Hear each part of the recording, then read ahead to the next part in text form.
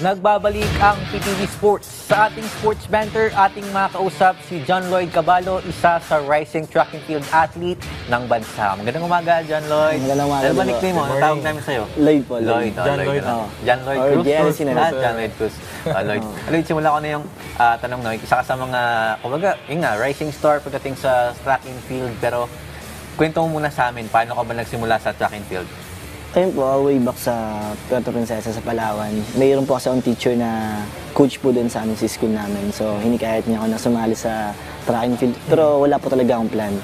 So, ayun, hanggang sa talagang minomotivate niya ako everyday na sumali sa team namin, sumama sa training, subukan mo lang. Hanggang sa, ayun po, na-inlove po ako, nagustuhan ko po yung sports na yun. Ito na, basa ko rin ganyan, no, na kumbaga hindi naging madali yung pag-transition mo dun sa pagiging isang sports, pagiging isang atleta, and then marami kang struggle during your younger years. Paano mo ito na-survive? Kwento mo naman yung naging motivation mo to still continue despite all the struggles na naranasan mo. Ayun po, nung sa Palawan ako, sobrang challenging po talaga yung mga nangyari sa akin doon. Nagbibenta ako ng banana Q, ng balot, ng pandesal sa morning.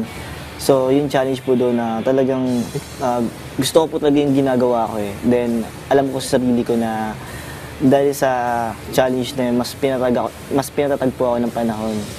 And mas pinatag ako sa buhay na may pangarap po ako eh na okay lang na gawin ko to ngayon.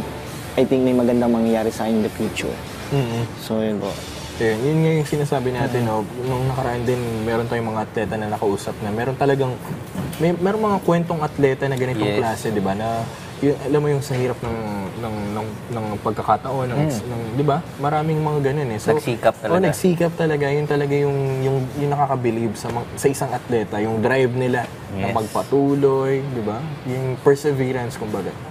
Pero ito nabanggit mo kanina, nagbenta ka ng mga banana Q and balot. Nabasa ko dun sa isang interview, no? Hindi ka nahiya. Kasi marangal naman talaga yung trabaho na yan. Hindi yan dapat ikinakaya, marangal yung trabaho na yan. And then, your mother, nabanggit mo, huwag kang bayaw niya. So, sakto, di ba? Mother's Day. Napakagandang kwento nun. Kwento mo naman yun. Paano ayaw naman, mo talaga? Ayaw ko pagbenta yung nanay mo. Actually, ayaw po talaga ng mama ko na magbenta ako ng ganun. Kasi, kumbaga, yun nga, nagtatrabaho siya. So, para sa akin din, para matulungan din ako. Ako po kasi, ginagawa ko yun dahil gusto ko rin po makatulong sa kanya. At least less gastos. Kasi before kasi, ang hirap po na siya lang po yung nagtatrabaho para lang makapag-survive po kami araw-araw. So, ang ginagawa ko po, yung kita ko po sa pagbenta ng mga banana Q, ng balot, ng pandesal, binabaon ko po sa school. Then yung kalahati po nun, binibigay ko po sa kanya, binibili po namin ng bigas. Kasi sobrang hirap po ng buhay namin sa Palawan talaga. So, ayun po, masaya ako sa ganung ginagawa. Sabi ko sa kanya na, hayaan mo ako man na bilang bata pa lang nakatulong na ako sa kanya. Kasi gusto ko rin po na na makatulong din talaga. Ikaw ba yun, yung bata kanina? Ayan, yung bata kanina. Siya yun. Siya yun. Sa banana Q? May dala siya banana Q. Parang bata mo pa dun, no? Ayan siya. Tablo. Ayan. Pero, hindi ka ba, kumbaga, nawalan ng loob, kumbaga, sa ganyang klaseng situation ninyo? Ay, hindi po. Marangal po yan. Dahil po dyan, ito po ako ngayon. Dahil sa ginawa ko po dati, sa pagiging vendor ko po, naging maayos po yung buhay ko ngayon. Nakakatuwa naman. Yes, alright. Pero ito, after ito backstory mo to eh.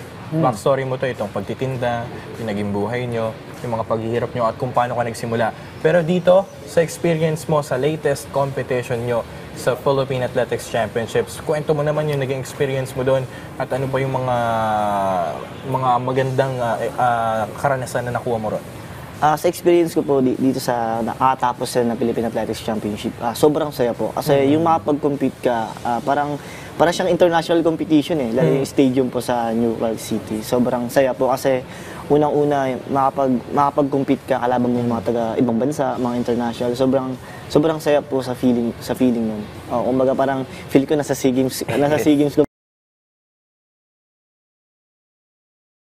competition na ayun tayo pamigan dun sa ginanap na competition na yan. Ito ngayon, nag-alalo ka for the National University, no? At yes po. Basa ko rin, you're recruited full scholarship sa palarang pambansa. So, doon na nag-start talaga yung pagganda ng yung careers pagdating sa athletics. Pero, ito nabanggit mo kanina, no? Na nung juniors from UAAP, isa ka sa mga laging nakakuha ng medal. Pero sa lahat naman naging achievements mo sa iyong young track and field career, ano yung masasabi mong greatest accomplishment mo so far? Pinaka-greatest ko po siguro yung nakapag-compete ako international. Na nakuha pa ako ng gold medal doon. Kasi iba po yung feeling na, siyempre po bilang isang atleta, di ba, hindi naman po lahat ng athlete nabibigyan ng chance makapag-compete international. So, isa pa ako sa nabigyan. So, yun po para sa akin, sobrang na-fulfill na po yung dreams ko doon. Ayun, So, ito nabanggit mo rin kanina na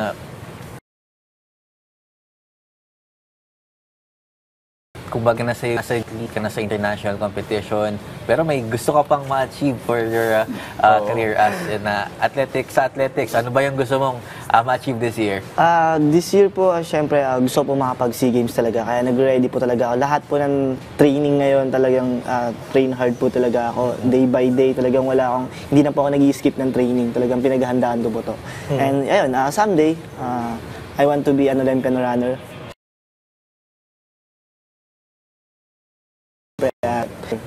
And may bala ka rin ba maging national team balang araw? Yes po. Kaya po ngayon talaga, nagpupursige po ako. Hopefully this year, talagang yung training ko po talaga, iba po compare nung mga past years po. Pero di ba, John Lloyd, nag-aaral ka pa? Paano mo napagsasabay yung pag-aaral mo tapos itong pag-training mo pa sa athletics? Kasi di ba parang 1 year pa ba? May 1 year ka pa. Opo. One word lang po para sa akin, time management po talaga. Yes.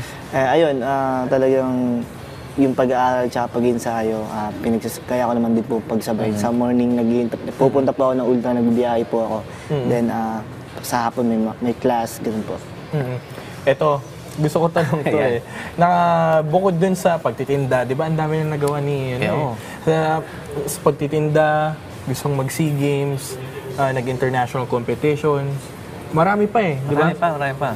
Dito, ilang beses ka na rin nakita sa mga teleserye. Oo, meron Paano, pwede mo ba ikwento yung mga kung paano ka nag-start sa pag-acting? Nako, baka papaturo ako dito. Baka sunod na John Lloyd Cruz ito. Ayun po, nung pandemic po kasi, syempre, naka-lock in po kami dito naiwan po ako dito sa Manila. Hindi po kami ng probinsya that time. So may mga kaibigan po ako na nag-extra po sa mga teleserye. So ako po, ayun. Grabe yung emosyon, naramdam mo sa akin. So ayun Pag po. yung mga tumingin sa akin talaga. Maiyak din ako So ayun po, sumalang po ako sa mga workshop training. So hanggang doon po nagtuloy-tuloy po siya. Ayun. Pero kung ikaw ang tatanungin, John Lloyd, ano yung mas mahirap? Pagiging estudyante, atleta, o pagiging isang aktor? Ano mong pinakamahirap doon? I-rank mo, 1 to 3. Alin din yung mas mahirap? 1 pinakamahirap. 1 pinakamahirap, 3 yung hindi. Siguro yung pagiging atleta po. Number 1 yun? Okay. Pagiging atleta. Kasi syempre, kailangan mo talaga maging work hard po doon. Yung pag-acting po, hindi ko po alam ba't ko po pinasok yan. Pero masaya po. Actually, ngayon nga po, gusto ko po talaga na mag-extra, gano'n.